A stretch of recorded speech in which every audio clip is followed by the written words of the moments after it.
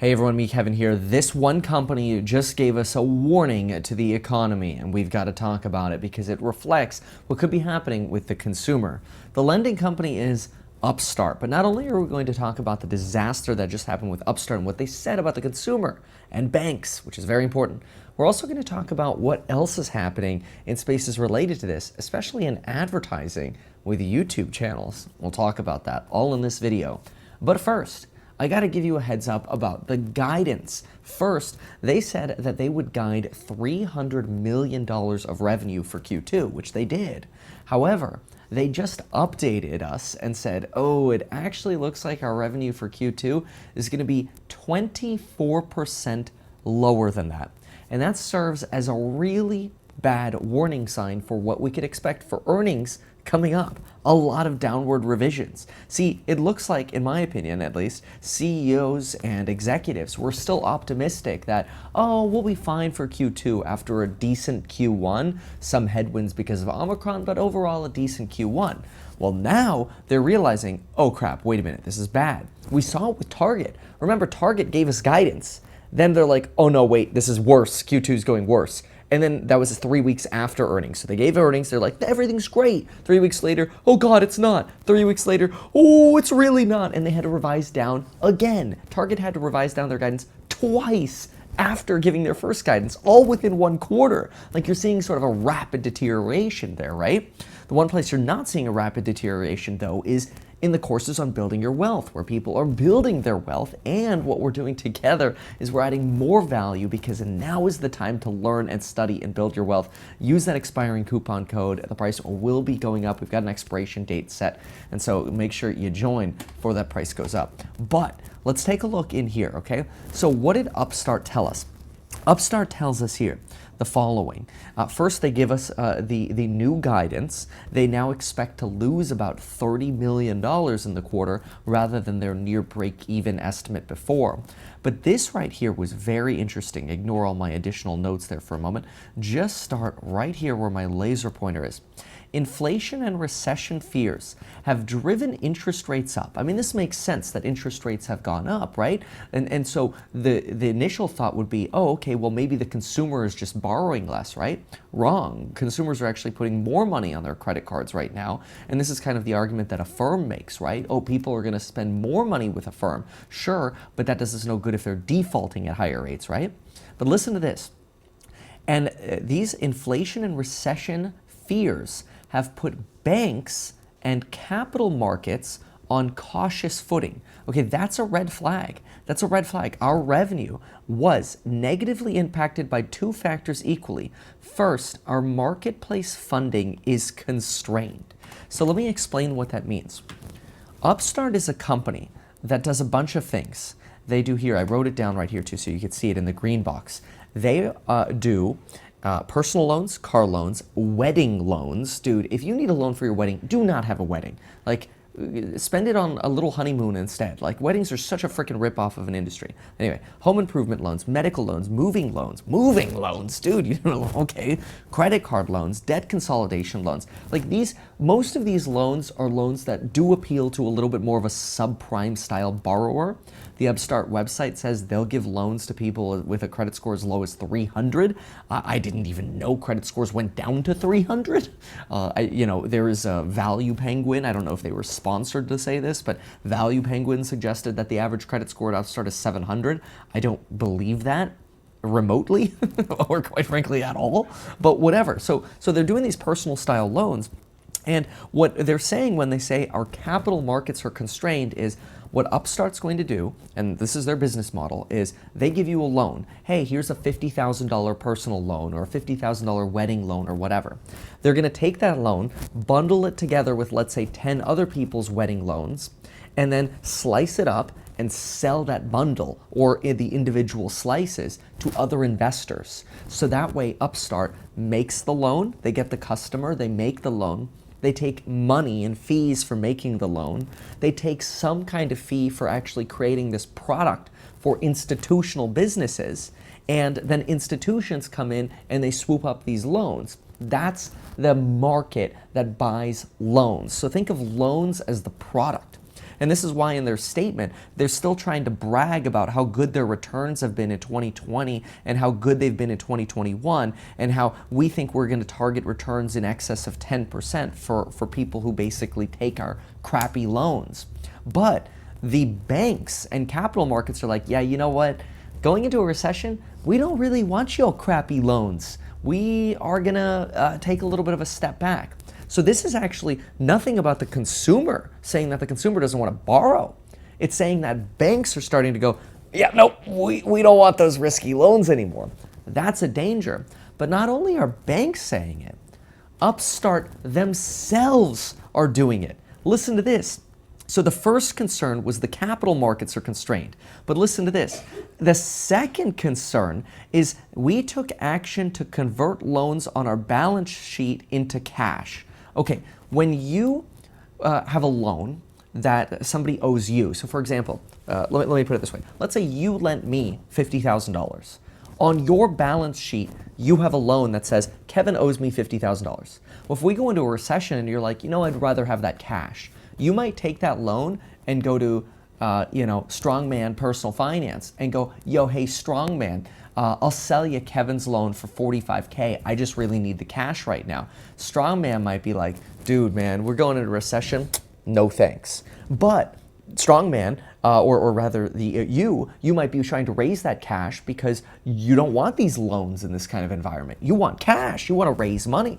And so the fact that Upstart is telling us that not only are banks capital constrained or unwilling to give, to buy out these loans basically, but the fact that Upstart is trying to raise cash and they're losing money, in other words, of course they have to raise cash, this makes sense, you start seeing cracks. This is the first quarter that Upstart is going to lose money since their IPO.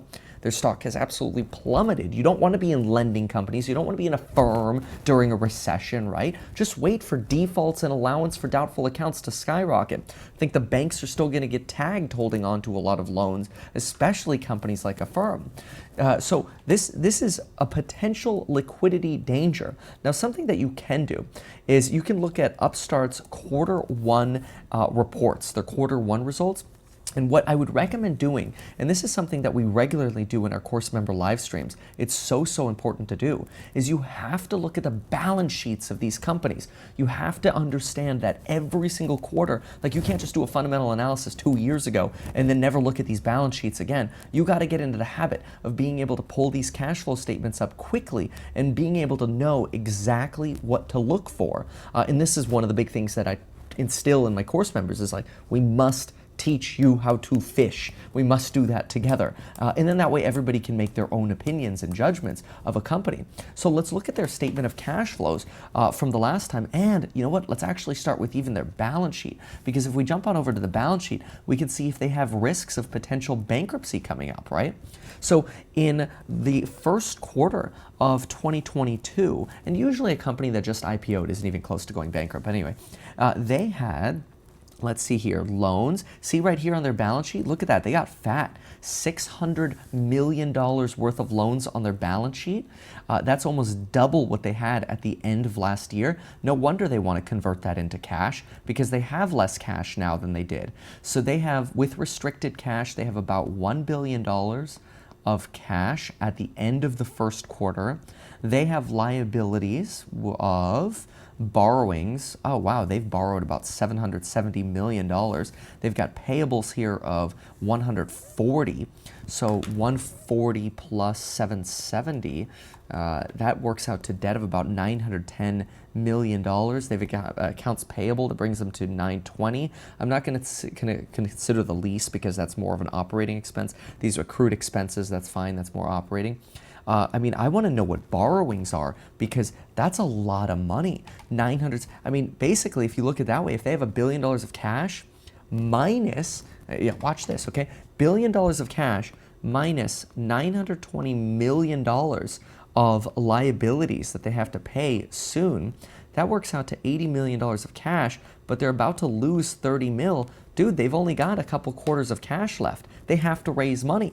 This is why they're now flooding the market with their crappy loans that they're trying to get rid of because they're like, Oh God, the writing is on the wall. This is going to be the first recession that Upstart has ever gone through, and we need to be prepared because maybe right now we's just not prepared. Okay, that's a problem. Now, it is possible that I'm not properly understanding what this $700 million of borrowings are. I'm doing this sort of on the fly here with you. And the goal of doing this is just to show you these are the ways that we want to be thinking when we're kind of going through a fundamental analysis, right? And so what we can do to learn a little bit more is we can go to the annual report here. And let's see if we can go to the annual report. If we scroll on over to where they discuss their balance sheet. Now, looking at the company's cash flow statement, which is something that I teach in our fundamental analysis lectures every day, we do a fundamental analysis in the course member live stream, we can see that they have about $1 billion of cash and about $200 million of really current liabilities. The reason we're not going to use the full $770 million of borrowings here to offset their cash is because $661 million of that is actually the convertible senior notes that they issued to investors. These have like a call price of like $280 for the share price, so investors aren't going to be converting these into shares anytime soon. And these are 2026 notes, so the odds are this is not like a bill that's coming due anytime soon. It's certainly not a current liability. So really, in terms of near-term capitalization risk, I think the most important thing that Upstart can do is make sure that they limit the amount of these loans at fair value they have on their books, because if this really starts plummeting, it's going to affect their ability to get cash or borrow on their wholesale line of credit. So, well, most importantly though, the big message from this press release is that, hey, like lending markets are starting to tighten up. And even though they say here, like, hey, despite the tumultuous economy, Upstart powered loans have performed exceptionally well since 2018. Sure, but we've been in a bull run since 2018. This is their forecast for defaults. They actually forecast that defaults are going to go down in the latter half of the year. I don't know about that. And that's what they tell us. I don't know. I don't really believe it. Now, I do want to give you an update as well about advertisements. And no, I'm not talking about the course member expiring coupon code. I'm just talking about the sort of advertisements in general for sponsorships and what we're seeing in the YouTube community. So for the last 3 months, I've been warning that I think we're going to see advertising slow down because now we don't just have high inventory issues, which usually correlates with more advertising. We actually have recessionary fears, which generally correlates with less advertising.